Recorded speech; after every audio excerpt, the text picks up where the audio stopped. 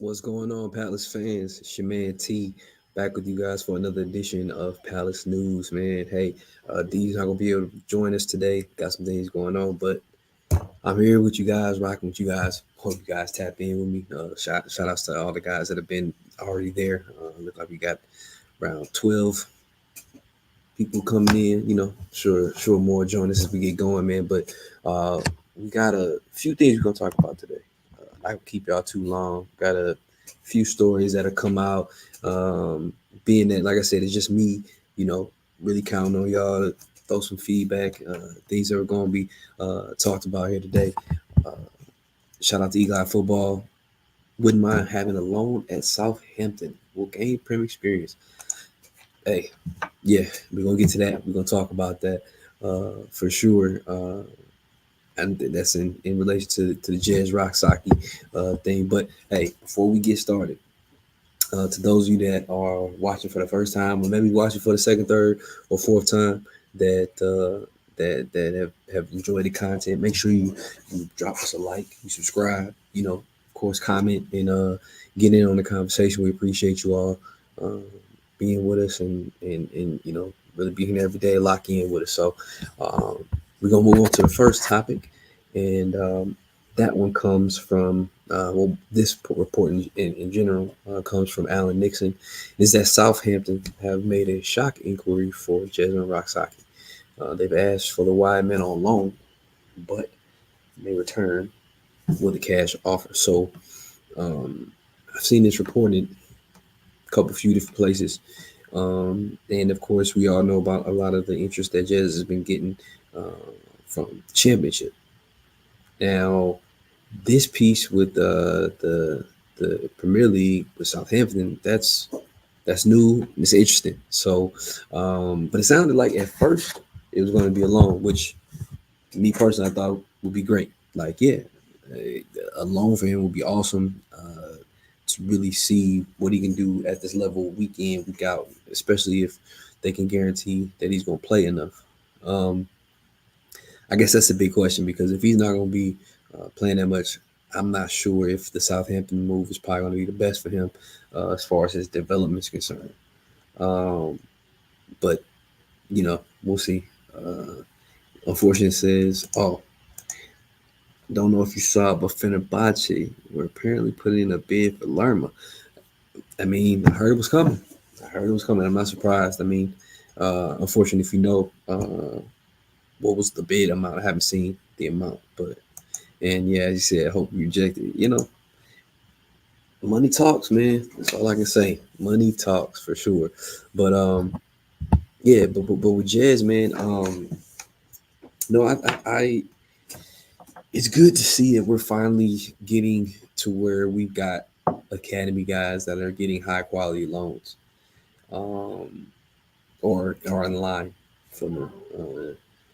Can't remember the last time we had a loan player that was going to this high caliber or being rumored to go to this high of a level with championship, and then now with the possibility of him going on loan to Southampton. Like that's huge for Palace, for our academy, for Jez himself for sure. Patrick says, with all due respect, if Jez can go on loan to Southampton, he could stay and play at Palace. That's a great point, P. That's a great point because if he's good enough to play there, then he's good enough to play with us. I fully agree, and I think the question then is, but are we guaranteeing him the type of uh, playing time? You know what I mean? Because if he stays here, more than likely he'll be a squad player and he'll get minutes here and there, maybe get a start here and there. But I guess the idea that's presented with the guy with the team like Southampton is the fact that you know maybe there's some guarantees in place of how many starts he's going to be getting and things like that, which is going to be hugely important. Now, me personally, I'm more for a loan rather than selling him. I don't think it's right to make a sell on him, and he hasn't really gotten a chance. To be honest with you, and we saw that with Jake O'Brien, but that was more due to his contract situation as well. So we'll see what happens with that. Chalice says, money talks. Hope the guys don't pull a funny walk. Mhm. There you go. They are ready to pay up to 15 million euros for Lerma. So we're around 13 million, 13.5 million pounds. Tap in chat. Would you take that? Would you take 50 million euros for Lerma? Yes, no, maybe so. One hell of a squad player. Would rather not lose him. Jez, I would rather loan than sell. Yeah, I agree. I agree. I mean, would I want us to keep Lerma? Yes, but I do understand that he is a full international on the cusp of turning 30, and he may not want to be a squad player at this point. I mean, he is a starting caliber player. That's just the truth. So I guess a lot of it just depends on also what Jefferson Lerma wants for himself also. So he says a loan move to Southampton would be perfect. The way to tell what level he's at. If he does well, bring him back, give him a chance. If not, maybe move on. Yeah, man. I mean, if he's getting the minutes, if he's getting the run out and he's showing that he can do it, or the opposite, maybe he makes some changes. So I I think that makes perfect sense, to be honest with you. Geiger says on the term of Lerma, near 20 for Lerma. I don't know. I don't know. I mean, I'm between 15 and 20 is kind of like the range that I would want personally, but you know, everybody has their number. So, I mean, I don't know. And it's hard. It's hard to get that number with somebody that's approaching 30 like that too. So, we'll have to see because I know that if we keep him this time next year, if we're thinking about doing this, his value is probably gonna be cut in half. Like that's just the way it is when guys cross that threshold of the age of 30 for some reason. We'll probably be talking about him for 8 million probably, but we'll see. So so yeah, but hopefully just wrapping up the subject on Jazz, man. Hopefully, um, with, first of all, it's great that we're getting all of this interest for him. It says a lot. It's a credit to us as a team, as an academy. It's a credit to Jazz as a player that he is good enough to be garnering this type of interest. It's great to see that we're involved with something like this. But moving on to the second topic is apparently that Eberechi is on Tottenham's transfer list, which we know we've talked about before.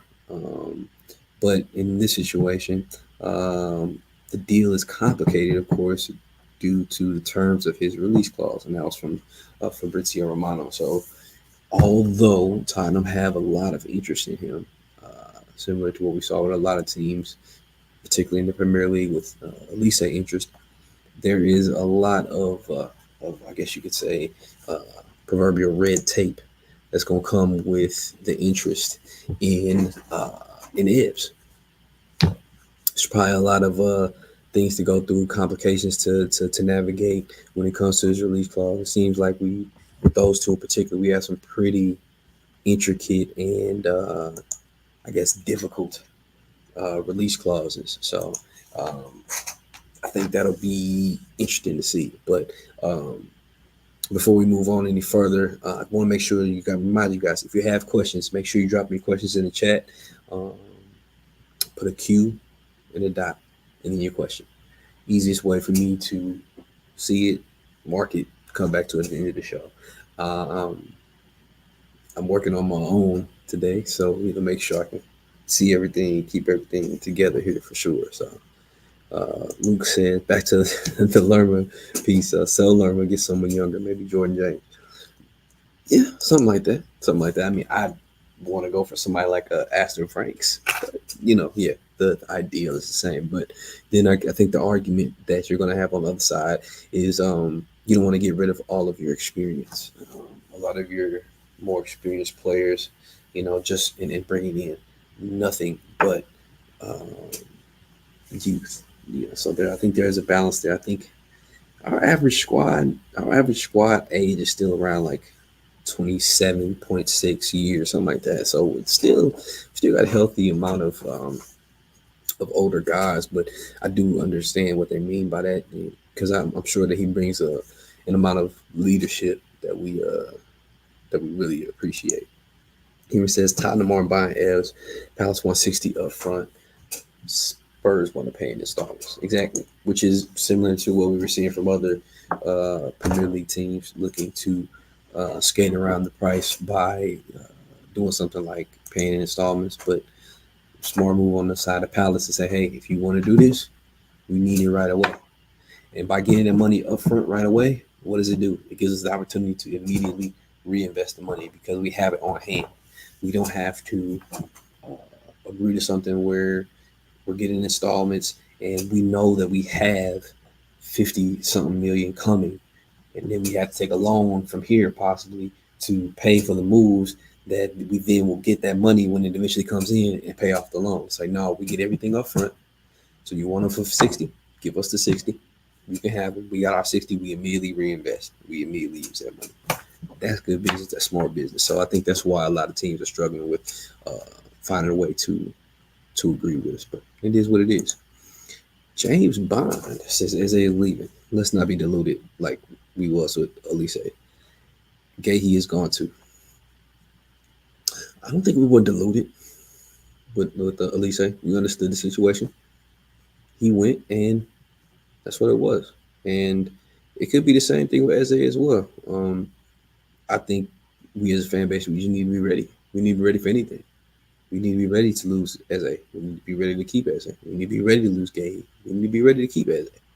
Keep Gay. So I think the more understand, more prepared we are for any situation, the better off we'll be. I mean, it's the name of the game. When you have guys that are really highly talented playing at high levels, they're going to be wanted by other people. So I just think this is just uncharted territory for us as Palace fans a lot of times, just because of the fact that we're not used to having these multiples of guys that are high level upper echelon players that other teams want compared to the league 2 years when it's just like, hey, is Zaha gonna leave this year?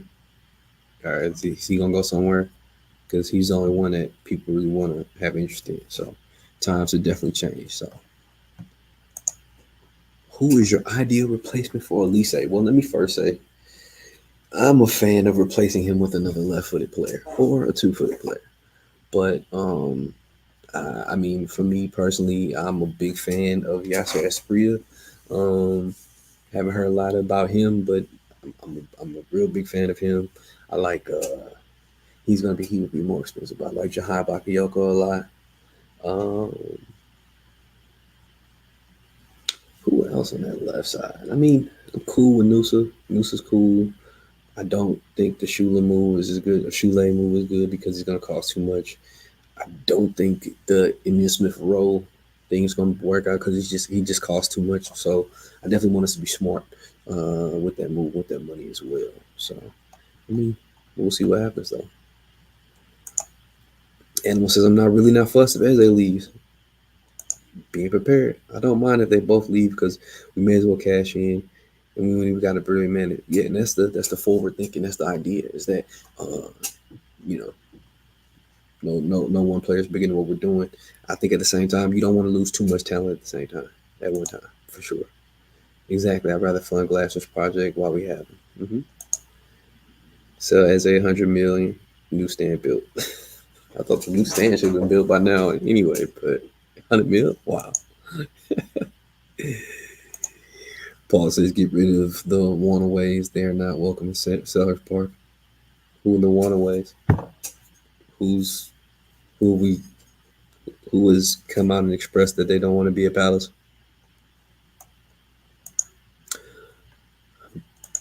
Be happy, guys. If we sell, we can buy. Very true.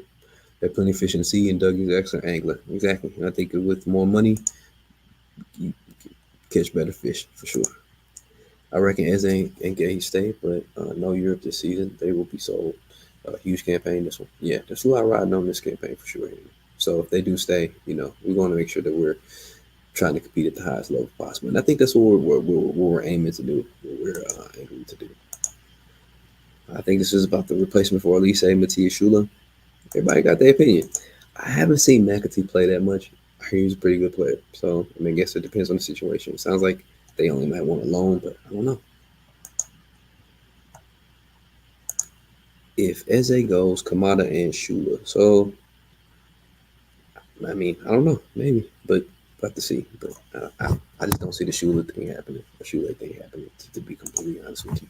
But move on to the final topic, and it's about two of our youth goalkeepers. Um, so you all have probably seen that both Owen Goodman as well as Joe Whitworth have gotten loan moves to two different lower level teams. Looks like uh, Joe Whitworth will be going to Exeter City in League One, and Owen Goodman will be going to AFC Wimbledon, which is in League Two, but they're higher level League Two team. So, um, really excited for them. Happy for them to get those loans, get them early, get in there, and be able to have some preseason time, and then get a chance to compete and play for those clubs. And I think it's great for the development. I don't know. I personally thought that Goodman could have gone up to League One. I think he did some time in League Two uh, last season, but I felt like he possibly could have made that jump to League One. But at least he's with a pretty high level League Two squad, which is good as well. So, um, what do you guys think? Do you feel like that's the right level for these guys? Do you feel like they could have done a little bit better, or even going down even further? I mean, I personally think that these two young guys are pretty talented. I mean, I get the thing with uh, Whitworth being on the shorter side, but he's still a really good keeper. He's got good distribution, things like that, good instincts. I think Goodman could really be one for the future, possibly too. He shows a lot of signs of coming along, and not to mention they both of them are still really young, especially on the goalkeeper side. Goalkeepers don't tend to some come through super early. So Luke says, in my opinion, I see Eddie staying and running down his contract. It could be, but why? I guess Luke, why would you see that? Because it sounds like there's plenty of interest in him, so it's not like he can't get a move. But what makes you say that? Remember Madrid or after Wharton? I don't know nothing about that, brother. Sorry. If Gahey is sold, Richards is a good replacement in that position. Hope Kamada fits into the Glasgow plan.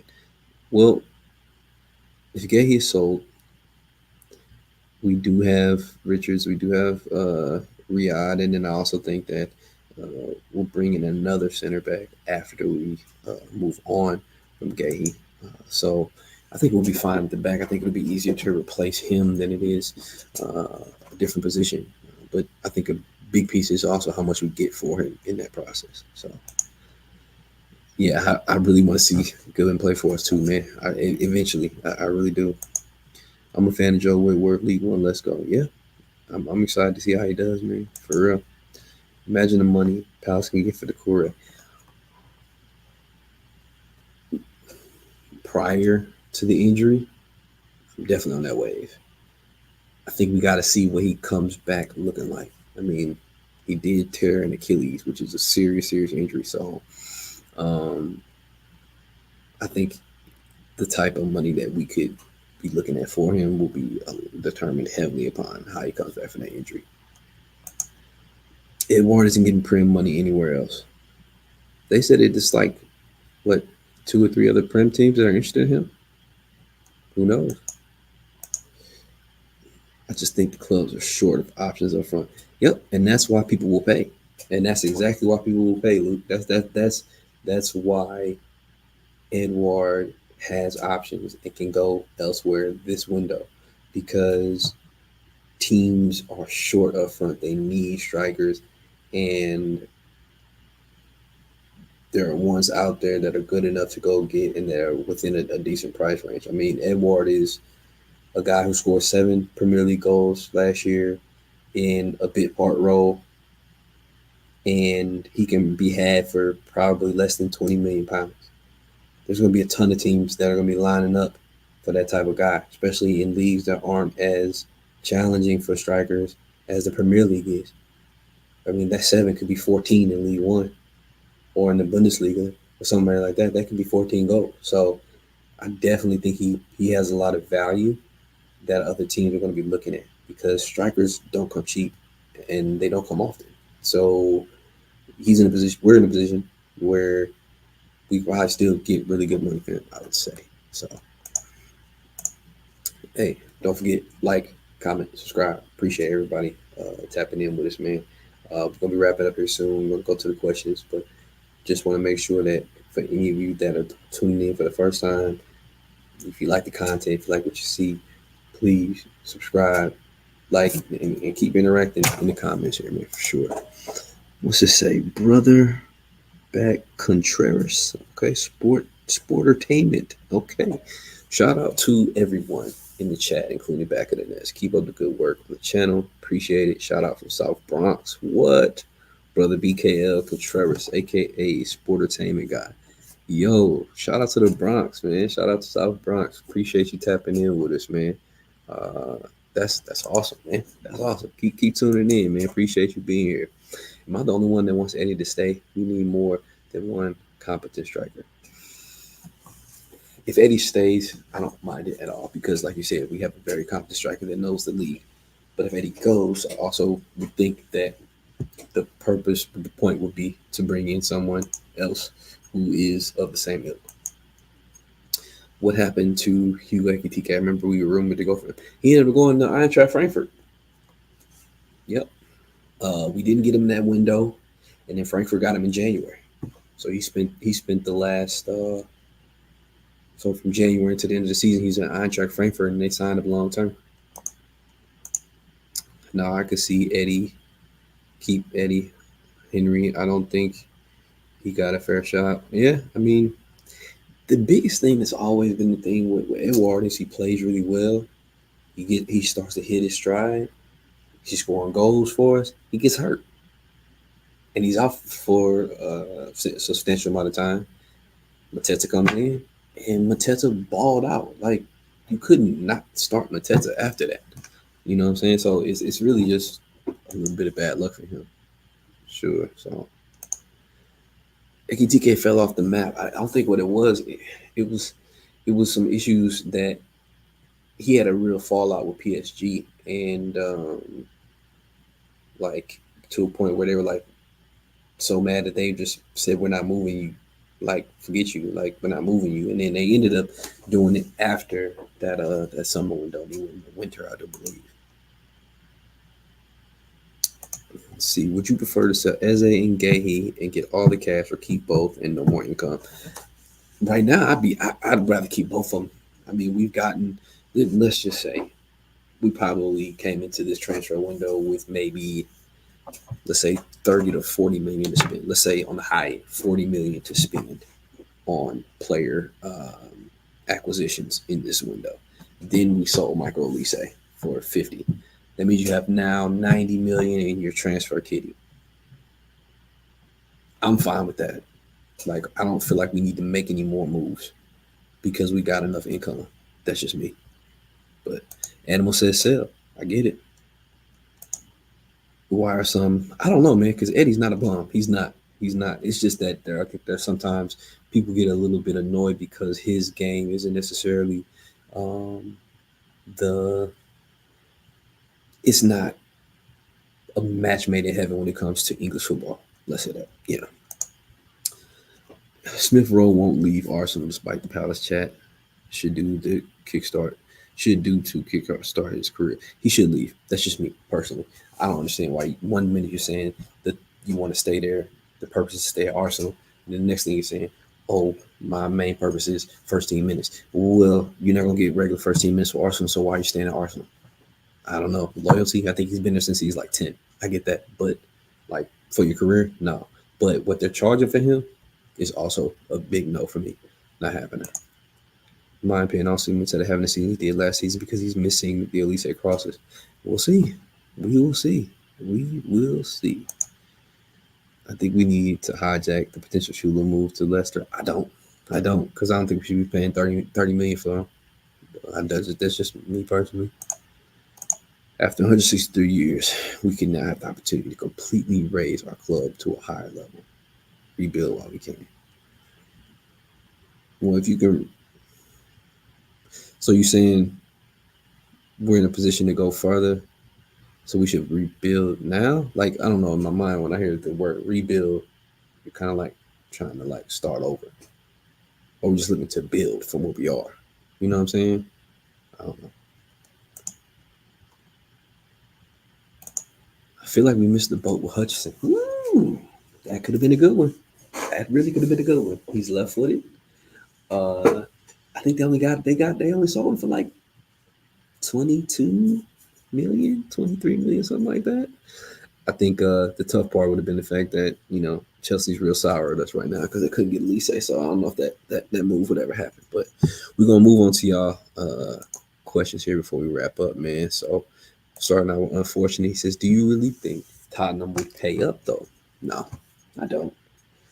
Tottenham's pretty frugal when it comes to their moves. Like they don't spend crazy amounts, and then like we said, a lot of times when you see Tottenham requires such and such for 60 million, they're making installments. And then in our situation, we need them money up front, and I don't think they want to do that. So no, I wouldn't. I don't think they'll do that personally. So Palace 1439 says Spurs ain't paying 60 million up front for Evs plus 8 million in add-ons. That wasn't even a question. That was just a statement. But yes, I agree. Unfortunately, said again, do you think that Marcus Edwards rumors are legit? I do.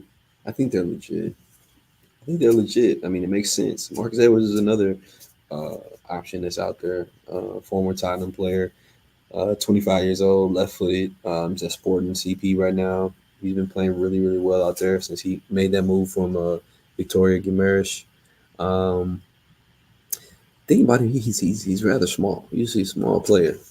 So I wonder how his game would translate to playing night in and night out in the Premier League. But I think it's legit. I think the biggest sticking piece there is apparently Tottenham still have sell-on clause with him. So Sporting might be trying to hold out for a certain amount of money so that they can make sure that they get a certain amount of money from his sale. So and then Daniela said, "You places fund must have concerns about the players you may be losing."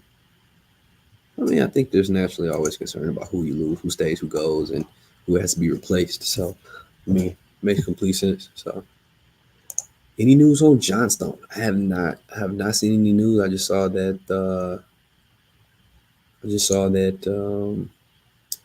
Nottingham Forest are back interested in him. You know what I'm saying? So, um, I think it would be decent to move because I wouldn't want him to be in a situation where he has to be a backup again. I mean, he's a really talented guy. Not to mention that we stand to make a really good profit because he's a free player. You know what I mean? So, and before he got hurt, he was back with the national team. So, um, yeah, spiritual. I agree. I don't think he's above that. To be honest with you, I mean, one decent season in Serie A. I don't think you're a $30 million player for that. Just to be honest. So Daniela said you lose as a Gehi as well as Elise. I can't see Crystal Palace being anywhere near top 10 in the next season. I mean, Danielle, that's your opinion. I mean, we got a great system, great coach, and we got some really good players. Not to mention the ones that we will be bringing in to replace them. So, I mean, I can't say that I agree with that, but everybody's got their opinion. 50% selling clause is mad on Edwards. Yeah, that's a lot.